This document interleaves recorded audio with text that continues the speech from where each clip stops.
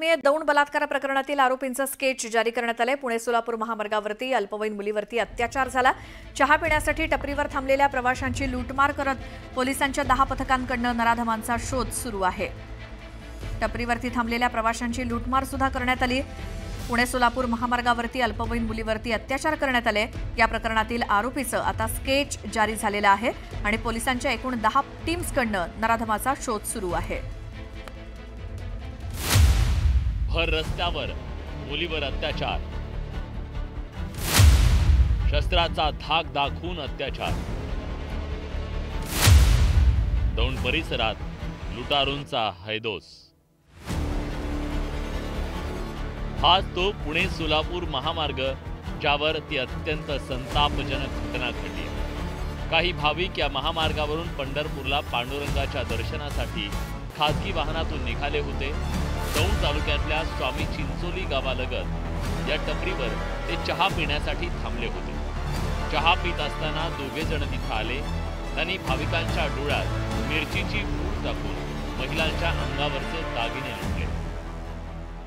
एका वाहनावरून 2 त्या ठिकाणी युवक येऊन त्यांच्यावर जबरदस्तीने कोयता दाखवून त्यांच्या अंगातलं जे ज्वेलरी आहे त्यांनी ते जबरदस्तीने हिसकावून घेतलेलं आहे। त्यामधील एक 17 वर्षाची जी मुलगी आहे तिला धमकावून त्यांनी त्या चहाच्या टपरीच्या पाठीमागे घेऊन जाऊन तिच्यावर अतिप्रसंग करण्याचा त्यांनी प्रयत्न केलेला आहे। ते सैतान तेवढ्यावर थांबले नाहीत। त्यांनी एका अल्पवयीन मुलीला वाहनातून बाहेर काढलं, तिला कोयत्याचा धाक दाखवला, त्यानंतर चहा टपरीच्या मागे नेऊन तिच्यावर अत्याचार केला।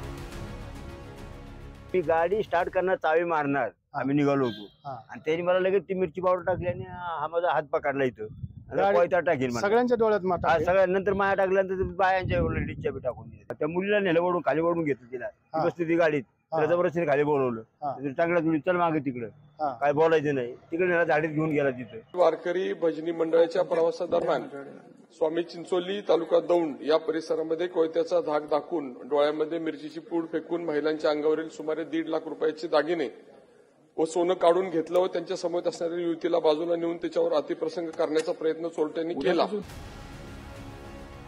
त्या घटनेमुळे हे भाविक इतके हादरून गेले। त्यानंतर त्यांनी पोलीस ठाणं गाठलं। त्यानंतर पोलिसांनी गुन्हा दाखल केला आणि त्यांना जाग आली।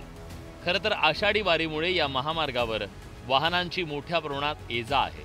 तसंच सर्वत्र पोलीस बंदोबस्त असतानाही ही धक्कादायक घटना घडली आहे। या घटनेमुळे दौंड पोलिसांच्या कार्यक्षमतेवर प्रश्नचिन्ह निर्माण झालंय। गुन्हेगारांना कायदा आणि पोलिसांचा धाकच उरलेला नसल्याचं हे चित्र आहे। ही गुन्हेगारी मोडून काढण्याचं आव्हान पोलिसांच्या समोर आहे। 5 टीम जी आहेत त्या 5 टीम कडून हा सगळा तपास सुरू आहे।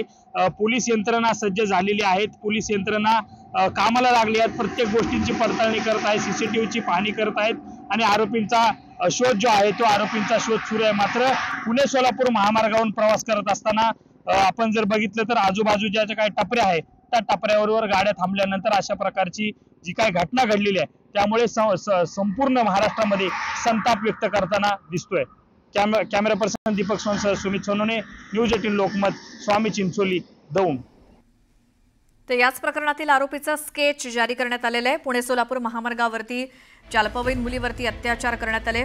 चहा पिण्यासाठी टपरीवरती थांबलेल्या प्रवाशांची लूटमार करण्यात आली। त्या आरोपीचं स्केच जारी झालेलं आहे। पोलिसांच्या एकूण 10 पथकांकडून त्याचा शोध सुरू आहे आणि हे स्केच आहे त्याचं। त्यामुळे या आसपासच्या भागातल्या लोकांना आवाहन केलं जाते पोलिसांकडून की या व्यक्तीला जर कुठे आढळल्यास किंवा कुणाच्या लक्षात आल्यास त्वरित पोलिसांशी संपर्क साधा। स्वामी चिंचोली परिसरातली ही घटना आहे दौंडमधली आणि याच प्रकरणातल्या आरोपीचं स्केच सध्या जारी केलंय आणि पोलिसांची 10 पथकं त्याच्या मागावरती आहेत।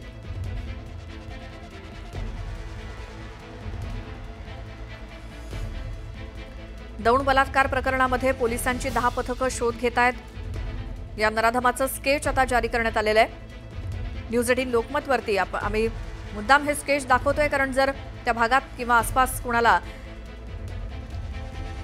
ही व्यक्ती आढळली दिसली तर लगेच पोलिसांना संपर्क साधा। हे स्केच सध्या जारी करण्यात आलंय।